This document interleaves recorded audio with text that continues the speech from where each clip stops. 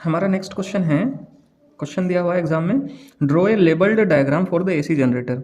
AC generator के लिए हमने एक डायग्राम बनाना है। Obtain the expression for the EMF induced in rotating coil of N turns. Coil के अंदर कितने टर्न्स हैं? एन टर्न्स हैं। Each of cross sectional area A, cross sectional area A दिया हुआ, in presence of magnetic field B, magnetic field B है। मतलब हमें लगभग पूरा एसी जनरेटर ही पढ़ना है। देखो जनरेटर क्या हुआ करता है, जनरेटर एक ऐसी मशीन है, मैं मशीन इस वजह से कहूँगा क्योंकि ये मैकेनिकल वर्क से ही चलती है। आपको जनरेटर घुमाना पड़ेगा किसी मशीन की हेल्प से, आप ट्रैक्टर की हेल्प से घुमाओ, चाहे अपने हाथ से घुमाओ, साइकिल से घुमाओ, कैसे भी घुमाओ, आपको जनरेटर को घुमाना पड़ेगा। जैसे ही वो घूमेगा तो इलेक्ट्रिकल एनर्जी प्रोड्यूस हो जाएगी। तो ये कोई डिवाइस नहीं है, डिवाइस वो हुआ करती हैं जो इलेक्ट्रिकल एनर्जी से चलती हैं। ये तो एक मशीन होगी। तो जनरेटर क्या है? एक मशीन है, या आप बोल सकते हैं एक ऐसा इंस्ट्रूमेंट है जो मैकेनिकल एनर्जी को किस में कन्वर्ट करेगा? इलेक्ट्रिकल एनर्जी में। ठीक है, मैकेनिकल एनर्जी को किस में कन्वर्ट करेगा? इलेक्ट्रिकल एनर्जी में। ठीक है, तो ये एक इस तरह की मशीन होगी। अब ये प्रिंसिपल, इसका प्रिंसिपल क्या है, किस प्रिंसिपल पे काम करेगा एसी जनरेटर? तो एसी जनरेटर करता है ईएमआई पे काम। ईएमआई मतलब इलेक्ट्रोमैग्नेटिक इंडक्शन। इलेक्ट्रोमैग्नेटिक इंडक्शन है कि जब भी कभी फ्लक्स चेंज होगा किसी कॉइल का तो उसके अंदर एक ईएमएफ इंड्यूस हो जाएगा। तो इसका प्रिंसिपल है, it works on the principle of EMI. It works on principle of EMI. EMI के प्रिंसिपल पे काम करता है। ठीक है, इलेक्ट्रोमैग्नेटिक इंडक्शन।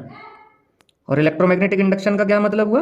इलेक्ट्रोमैग्नेटिक इंडक्शन का मतलब है जब भी कभी फ्लक्स चेंज होगा किसी कॉइल का तो उसमें एक ईएमएफ इंड्यूस हो जाएगा। अब इसका डायग्राम कैसे है? डायग्राम के लिए हमने सबसे पहले एक मैग्नेटिक फील्ड अप्लाई किया नॉर्थ से साउथ। ये हमारे पास मैग्नेट्स हैं, इधर इसका नॉर्थ पोल है, इधर इसका साउथ पोल।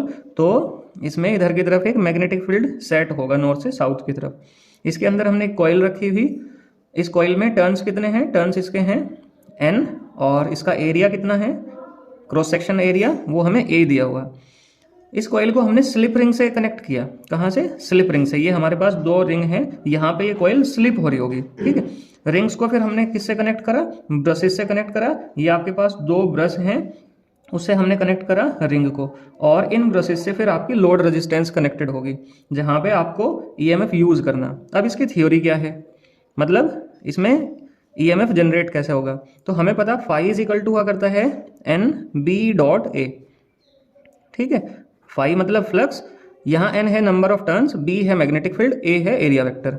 तो एन बी ए कॉस थीटा। ठीक है, अब थीटा आपको ध्यान होगा कि भाई ओमेगा इज इक्वल टू हुआ करता है थीटा अपॉन टी, मतलब थीटा को आप लिख सकते हैं ओमेगा टी। तो फाई इज इक्वल टू बन गया आपके पास एन बी ए कॉस ओमेगा टी। ठीक है, आप इसे डिफरेंशिएट कर दो, differentiate both side, differentiate both side. जो इसमें कांस्टेंट है उनका तो डिफरेंशिएशन नहीं होने का, और जो वेरिएबल होगा उसी का डिफरेंशिएशन होगा। तो n तो कांस्टेंट है, उसका डिफरेंशिएशन नहीं होना। b यूनिफॉर्म मैग्नेटिक फील्ड है, वो आप चेंज नहीं करने वाले। एरिया कोइल का वो चेंज नहीं होगा। तो आपको करना है cos ओमेगा t का डिफरेंशिएशन। cos का डिफरेंशिएशन हुआ करता है माइनस के साइन ओमेगा t। और ध्यान रहे क्योंकि t का कोफिशिएंट क्या है? ओमेगा है, तो वो भी आएगा यहाँ पे साथ में। और डिफरेंशिएशन हम किसके रेस्पेक्ट में कर रहे हैं? टाइम के रेस्पेक्ट में कर रहे हैं। ठीक है, विद रेस्पेक्ट टू टाइम, यहाँ पे आप मेंशन कर देंगे। तो ये बना आपके पास D phi upon D T is equal to minus के N B A omega sine omega T. ठीक है, अब D phi upon D T की वैल्यू हुआ करती है, since D phi upon D T हुआ करता है माइनस ई के इंड्यूस डीएमएफ के, so minus E is equal to हो गया आपका minus N B A omega sine omega T. यहाँ माइनस से माइनस कैंसिल आउट हो गया, ई इज इक्वल टू हो गया N B A omega sign, आप इसे चाहे तो थीटा भी लिख सकते हैं, आप चाहो तो इसे ओमेगा टी भी लिखा रहने दे सकते हैं। मैंने यहाँ पे थीटा लिखा, और थीटा लिखने का कारण है जैसे जैसे थीटा चेंज होगा तो साइन थीटा की वैल्यू चेंज होगी। भाई जब थीटा जीरो होगा तो साइन थीटा कितना होगा? जीरो होगा। इसका मतलब उस टाइम पे ईएमएफ क्या होगा? जीरो होगा। लेकिन जैसे जैसे थीटा की वैल्यू बढ़ेगी 90 डिग्री तक तो ये ईएमएफ भी बढ़ता चला जाएगा। तो when theta is equal to 90 degree, तो ई इज इक्वल टू क्या आ जाएगा, ये आ जाएगा एन बी ए ओमेगा और साइन 90 की वैल्यू 1। इसका मतलब ये मैक्सिमम वैल्यू होगी, तो मैंने इसे ई नोट से रिप्रेजेंट कर दिया। सो ई इज इक्वल टू हमारे पास बना, इसकी जगह मैं क्या लिख सकता हूँ, इसकी जगह लिख सकता हूँ मैं ई नोट, तो ई नोट साइन थीटा। अब क्योंकि ये थीटा पे डिपेंडेंट है तो इस वजह से ये एसी है, एसी जनरेटर। जैसे जैसे थीटा चेंज होगा ऐसे ऐसे ही ईएमएफ की वैल्यू भी चेंज होती चली जाएगी। ठीक है, इसका ग्राफ किस तरह का बनेगा, अगर आप इसका ग्राफ प्लॉट करेंगे तो ये साइन थीटा के हिसाब से चेंज हो रहा है, तो साइन थीटा के हिसाब से इसका ग्राफ बनेगा।